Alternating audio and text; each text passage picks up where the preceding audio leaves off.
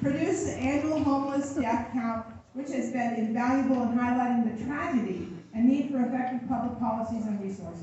For over 40 years, that just means he's old. That just means he's old. Bob's tireless work, and he's getting tired a little bit now.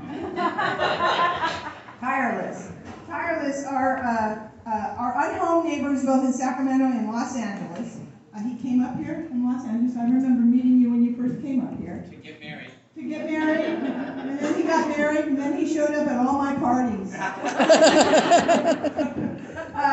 So we're proud to recognize Bob for his tremendous service and invite him up to accept the award. All right, yay!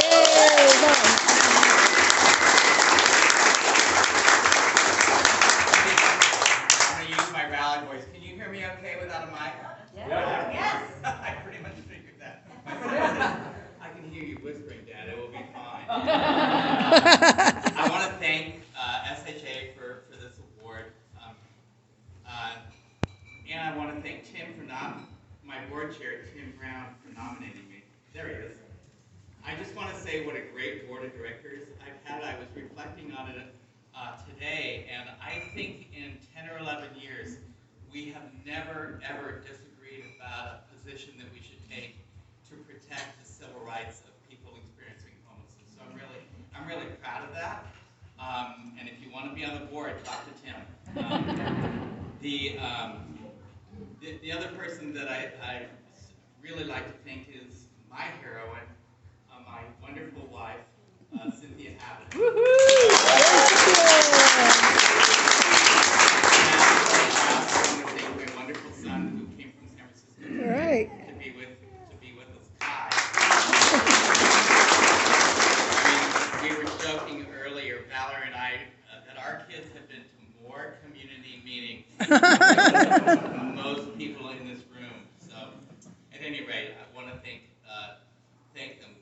Today is especially relevant, to tell you the truth, that SHA devoted the day to the call to action, and I'm going to add to that call to action.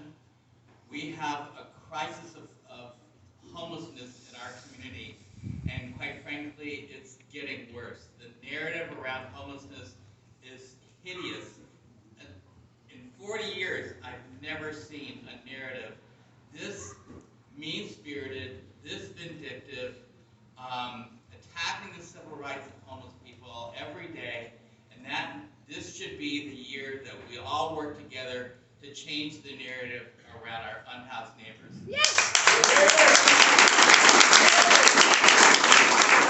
Sadly, a poll that was done recently, as a matter of fact, by some other advocates in Sacramento, found that 56% of Sacramento residents think that people want to be homeless. Really? Really? 10,000 people choose that as a career choice? I don't think so. That's just a lack of education and blaming people for a bad economy, for high rents, and all the things that we already know in this room to be true. The other narrative that needs to change is that there's law enforcement are doing less sweeps of homeless encampments. Nothing could be further from the truth. There's a few, including Nikki, there's a few of us who know every single day that sweeps have increased. People lose their paperwork, they lose their survival gear, and if you watch the Board of Supervisors and the City Council, you would think that from the Executive Director of the Department of Community Response and the Sheriff's Office for the Board of Supervisors, that quote unquote, and it's in the paper today, we don't do sweeps anymore.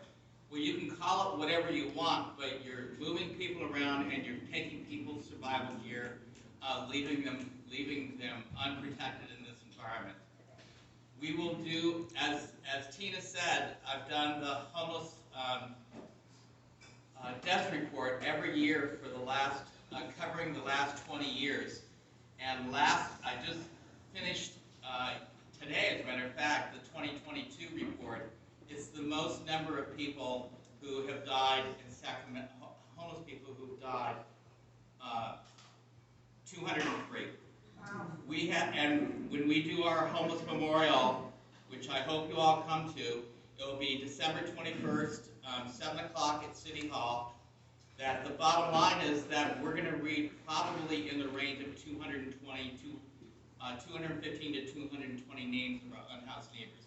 That is more than one homeless person dying every single day for the year in, year out. And yet we've got a district attorney who chooses, rather than to be proactive, to, I'm not going to mince words, I'm sure that you thought that I wouldn't anyway, that the district attorney has sued the city for a string of misrepresentation and the way I would frame it, just untruths around homelessness and people experiencing homelessness.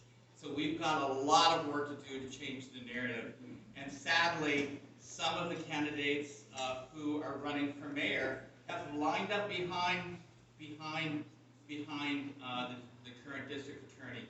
And we need to choose the only one who hasn't, and I'm speaking him, not as the nonprofit, so we don't jeopardize our private. See, there is something I learned over 40 years. That we need to choose Flo, Dr. Flo. Yes! He's a strong housing advocate and a champion of civil rights for unhoused people. So with that, I'll leave it. It is a call to action to change the narrative. Work together to stand up to the City Council and Board of Supervisors to educate, to continue to push for affordable and accessible housing. And while we wait for that, we need to protect the civil rights of our unhoused